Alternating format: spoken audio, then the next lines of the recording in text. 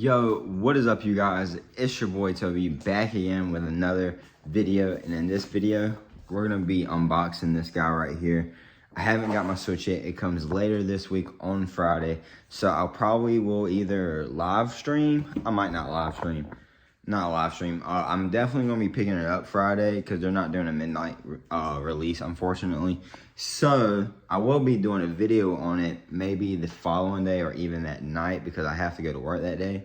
But we're about to go ahead and bust into this controller real quick, see what it's about. I'm obviously not gonna be able to, I guess, really test it out today, but I'm definitely gonna be able to tell you if it's worth, like, how the functions and the feelings are. I've had a controller for the Switch before. It was a wired one. Not too big on the wired ones. Wireless is what I go to. It's not the PS3 era anymore, Xbox 360 era. I'm all wireless. I don't do wired controllers anymore. So let's go ahead and get right into this review. Alright, as y'all guys can see right here, it's the Nintendo Switch Pro controller. You can get different variants of them. There's Ultimate Smash Bros, Splatoon, and the new Zelda one that's coming out. And there's also another one. I think it's Bayonetta, maybe. I can't really remember. Or no, Xenoblade. Xenoblade, Splatoon, Ultimate Smash Bros was, I believe, the first one. And then the new one that's coming out in May, which it's already sold out. You can't get it. So obviously, it's a good controller, or, you know, people won't keep buying them. So let's go ahead and open this. I like to keep my boxes. I'm just that type of person. I used to do that when I played with Legos. I would keep the front of the box because the picture art. Let's see, get that all. There's another one on this side. I wish I could open it from the bottom, but I won't be able to fold it back. Alright. Alright, so go ahead and do this. It's nothing too crazy. It does come with a charger.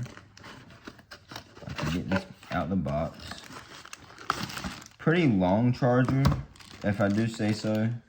Not too long, but definitely going to be hooking it up to the Switch so it can charge. I'm not going to be able to sit down on the couch while playing. Alright, it comes in this packaging. It's a little clear in the back right here. I never noticed that on other people's videos. It does feel good.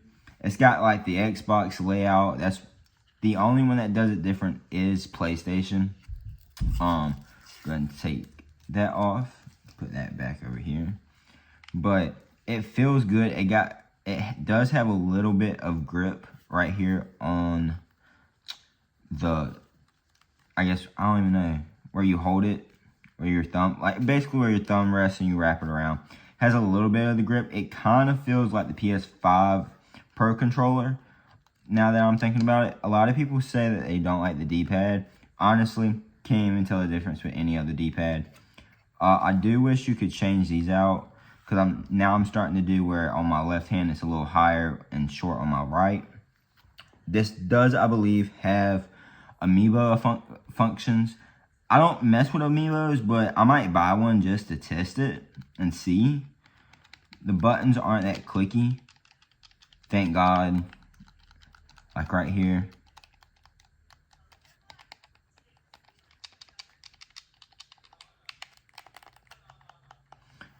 They do, a lot of people were saying that this controller does drift. I've never had drifting problems except for with my PS4 controller a while back.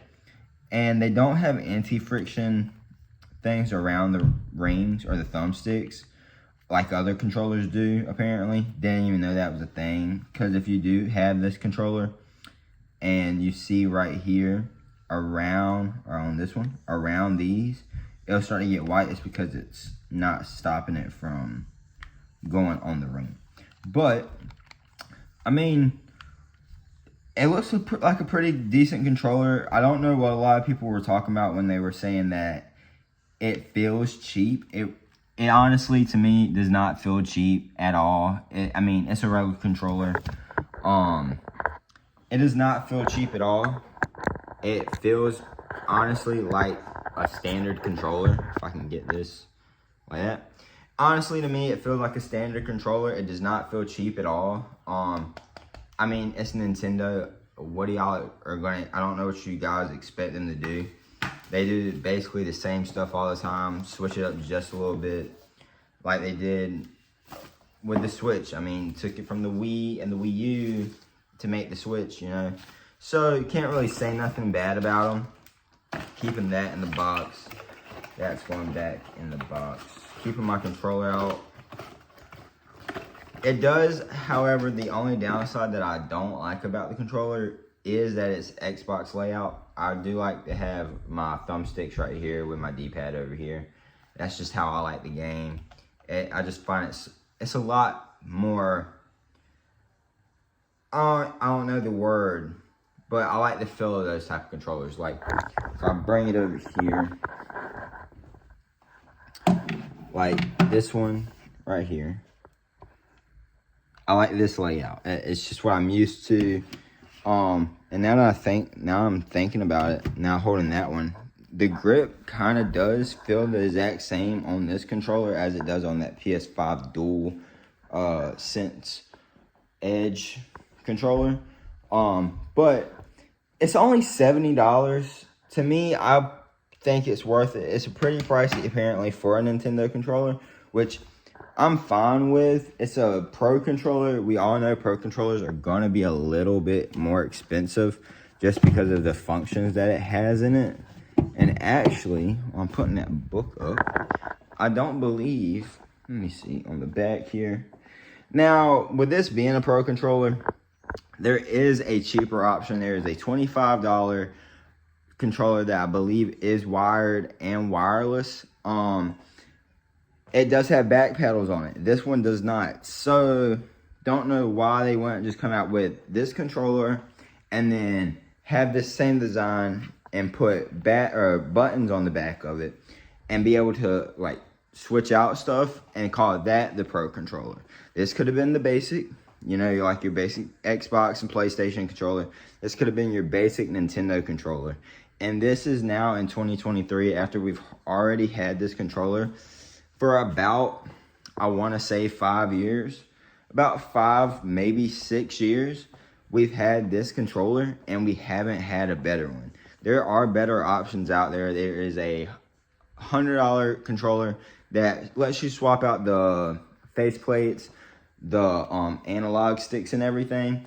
But $100 for a Switch controller is pretty pricey. I'm sure you could find it somewhere online for cheap, like through Amazon or something like that. But to me, it's 2023.